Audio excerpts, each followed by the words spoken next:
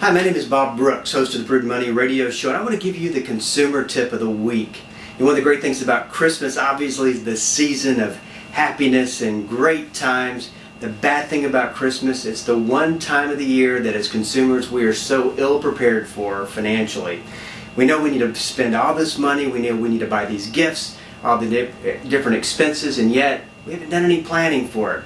So Black Friday's coming up. It's the big shopping day. So how do you keep Black Friday from turning into Red Friday? Here's some tips. Here's some things to consider. Number one, be careful with the debit cards.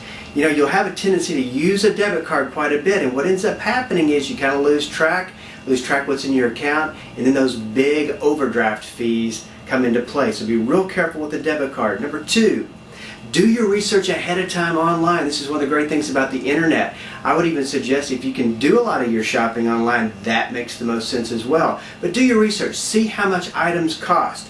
Number three, have a plan ahead of time. Be an intentional shopper. Go out. Before you go out, make sure that you list out, this is the gifts that I'm looking for. These are the people I want to buy for. And if possible, set a budget, because if you don't, it's going to turn into debt down the road. Be real careful with that.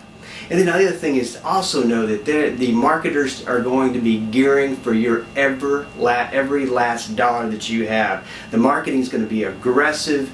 Retailers realize that people are going to be extremely choosy about where they spend their money and how they spend their money. So keep in mind, very aggressive marketing, and you don't want to fall for what I call the smoke and mirrors marketing, where you think you're getting one thing but really you're getting something else.